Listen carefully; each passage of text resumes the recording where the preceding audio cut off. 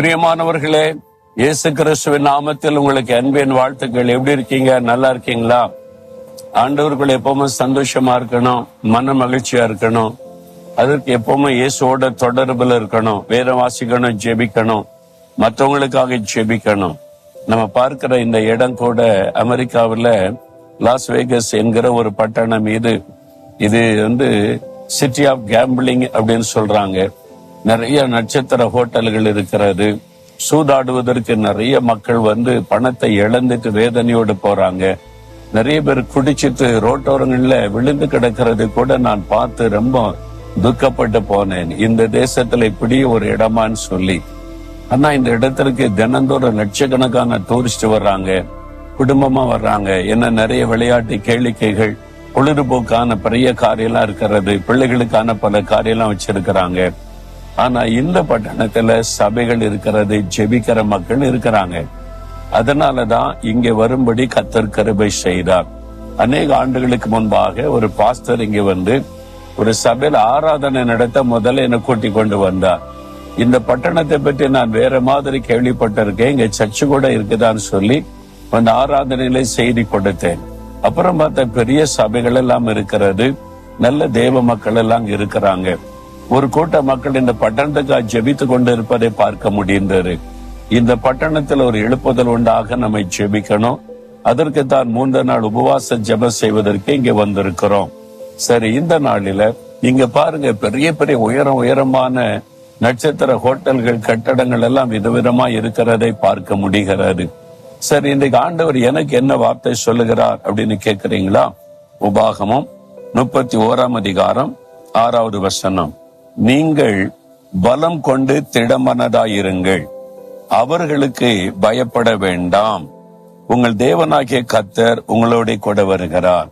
யாருக்கு பயப்படுறீங்க? நீங்க யாரோ ஒருத்தருக்கு பயப்படுறீங்க. நீங்க இருக்கிற இடத்துல யாரோ உங்களை டிஸ்டர்ப் பண்றாங்க, உங்க பிசினஸ் யாரோ டிஸ்டர்ப் பண்றாங்க, உங்க வேலையில யாரோ உங்களுக்கு பிரச்சனை உண்டாக்குறாங்க. யாரோ சில மனிதர்கள், யாரோ ஒரு மனிதர், யாரோ ஒரு மேல் அதிகாரி அல்லது சம்பந்தமே இல்லாதவங்க அல்லது அரசாங்க அதிகாரிகள் பயமுறுத்துறாங்களா? பயப்படாதங்க. ஆண்டவர் சொல்ல, அவர்களுக்கு நீங்கள் பயப்பட வேண்டாம், என்ன கர்த்தர் உங்க கூட வருகிறார். நீ அங்கவா உன்னை விசாரிக்கணும், இங்கவா உன்னை விசாரிக்கணும் அப்படி சொல்றாங்களா? கர்த்தர் கூட வருவார். நாங்கள் தேவனுடைய வீடு, அதான் முதலாவது கட்டப்பட்ட கட்டிடம். ஒருத்தர் இலவசமா பட்டான்னு அவங்க சொந்த இடத்தை நம்ம கொடுத்தாங்க. அப்ப சொந்த இடத்துல அரசாங்க பெர்மிஷன் வாங்கி தான் கட்டடம் கட்டுகிறோம். அதுக்கு எதிர்ப்பு தெரிவிச்சு பிரச்சனை பண்ணி அதுல ஒரு அரசாங்க அதிகாரி, ஒரு தாசில்தார், அவர் ஒரு மத தீவிரவாத அமைப்பை சார்ந்தவராம். அவர் விசாரணைக்கு வரணும், கம் டு ஆபீஸ் அப்படிலாம் சொல்லி எங்களுக்கு 40 வருஷத்துக்கு முன்னால எங்களுக்கு பழக்கெல்லாம் இல்ல.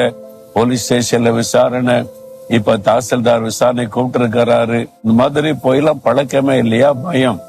ஆரம்பத்துல பயந்தேன் நானு. எங்க ஜபக்குழுல எல்லாரும் ஜெபிச்சுக்கிட்டு இருக்க, நான் போய் அதிகாரியை சந்திக்கணும். நீ அப்ப ஆண்டவர் சொன்னார், பயப்படாம போ, நான் கூட வருகிறேன். ஆண்டவர் கூட வந்துட்டா போதும். அங்க பாருங்க, ஒரு மனுஷ தயவை கர்த்தர் உண்டாக்கினார். ஒரு நல்ல நியாயமாய் பேசுகிற லாயரை நமக்கு சாதகமா ஏற்படுத்தி அவர் பேசினார் பாருங்க. அவ்வளவுதான், அந்த தாசில்தார் ஆடி போயிட்டார். பட்டா நிலம் அரசாங்க பெர்மிஷனோட கட்டுறாங்க, அவங்கள மிரட்டுறதுக்கு நீங்க யாரு? நீங்க கோர்ட்டுக்கு வர வேண்டியதுன்னு சொன்ன உடனே ஆடி போயிட்டார். அவ்வளவுதான். சில சமயம் அப்படிதான் பயப்படுத்துற மாதிரி மனிதர்கள் எழும்புவாங்க, நம்முடைய அறியாமையை பயன்படுத்தி பயமுறுத்துவாங்க. ஆனா ஆண்டவன் நம்ம கூட வந்தா சரியான ஆளை நமக்காக எழுப்புவாரு, நமக்காக பேச வைப்பாரு, ஜெயம் தருவார். அதான் ஆண்டவர் சொல்ல, பயப்படாத, கலங்காத, தைரியமாறு என்ன ஆண்டவர் சொல்றார். உங்களை பார்த்தா சொல்றார், இன்னைக்கு யாரும் உங்களை பயமுறுத்துறாங்க, மிரட்டுறாங்க இல்ல, நீங்க ஜெயிப்பீங்க, அவங்க காணாம போயிருவாங்க. நீங்க பயப்படாதங்க. ஆண்டவரை பார்த்து சொல்லுங்க, ஆண்டவரே நான் பயப்பட மாட்டேன், கலங்க மாட்டேன், நீங்க என் கூட இருக்கிறீங்க. இன்னைக்கு இந்த பிரச்சனைக்கு முடிவை உண்டாக்குவீங்க. சீக்கிரத்துல இந்த பிரச்சனை முடிவடைந்த நான் சந்தோஷமா நான் முன்னேறி போவேன். இயேசுவின் நாமத்தில் எனக்கு ஜெயம் கொடுக்கிற தேவனுக்கு ஸ்தோத்திரம், ஸ்தோத்திரம். ஆமேன், ஆமேன்.